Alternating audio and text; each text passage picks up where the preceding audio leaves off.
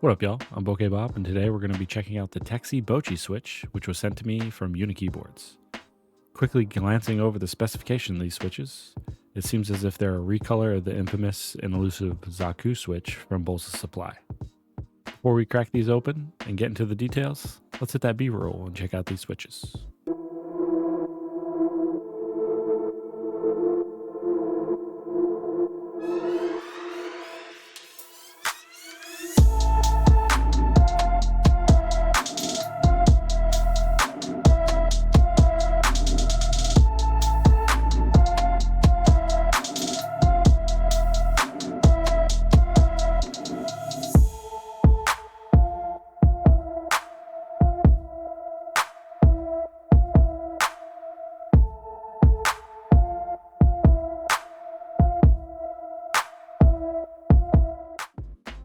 As always, I like to make it clear that these switches were sent to me for review from Unikeyboards. However, all opinions are my own and from my experience using the switches.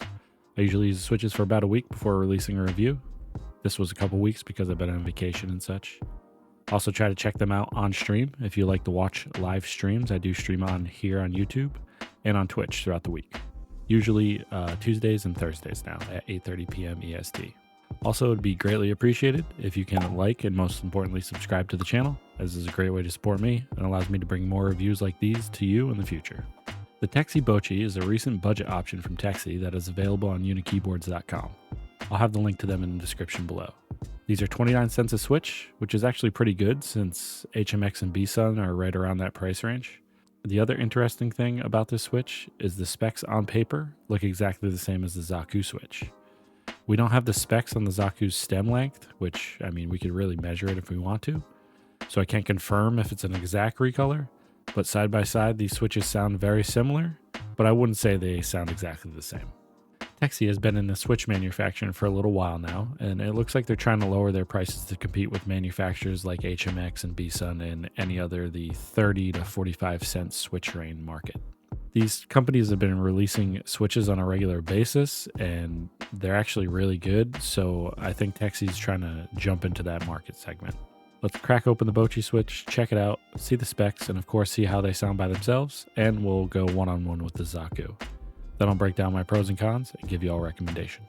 Once we open the Bocchi switch, we see that the top housing is a very plush pink that is polycarbonate. The bottom housing is a slightly darker pink that is nylon. Of course, we have a palm stem with 3.5 millimeter of travel. And lastly, we have a 60-gram dual stage spring, which is quite snappy. These do come dry, so I will recommend that you lube the switch. I lube these switches with a 205 grade 0 on the stems, and then the springs I put on some 105. It's highly recommended as they do not sound good stock at all. Let's throw them in the mode Envoy with a palm plate, no foam, and GMK keycaps. Keep in mind, all the switch reviews I do in the mode Envoy you see here, it's built exactly the same, so you can go from review to review and compare the different switches hassle-free.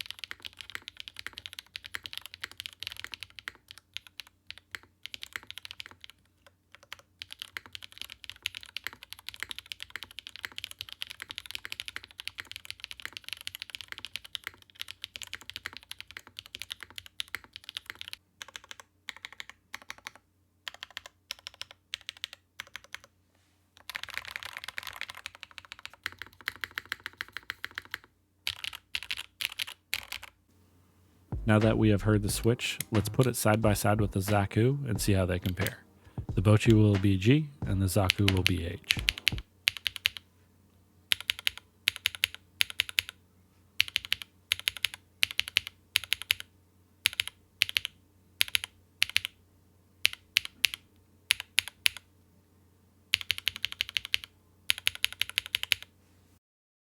It seems side by side that the Zaku is slightly louder and a little higher pitched, but they still seem to be very similar in sound. What do you think? You think the Bocchi is a viable alternative to the Zaku Switch? Now let's quickly go over what I think are the perks and the quirks. As far as the perks, these are only 29 cents a switch and from a reputable manufacturer that have been making switches for a long time. They sound great and they give you a very similar sound signature to the elusive Zaku Switch, which I don't think they're that elusive anymore because I think they're stock right now. This leads me to the quirks. They come stock dry, so if you're looking for a plug-and-play switch, the Bocchi would not be for you. As far as comparing the sound directly to the Zaku, like I said, they're not as loud. Their pitch seems to be extremely similar, but the Zakus are still slightly louder. Other than those two quirks, I really can't think of anything else that I would consider another quirk. Once lubed, they do not have any weird crunching or pinging sounds, and overall they perform great. I think if you're looking for a cheap alternative to the Zaku Switch, this is a great option. It is also a great option if you're looking for that long pole linear that isn't as clacky or high pitch as say as a HMX or a B-Sun Switch. The Bocchi Switch is a very well balanced sound signature, but still tends to be on the loud side. Let me know what your thoughts on the Bocchi Switch in the comments are, and what board you would put them in. I hope everyone is having a great start to their new year and look forward to reviewing more switches and keyboards for you in the future. We just recently hit 700 subs on YouTube, and I am extremely grateful for those who keep coming back and supporting my content. Thank you very much. Make sure you check out some of my other content here, and most importantly, like the video and subscribe already. Have a great rest of your week. Bokeh Bob out.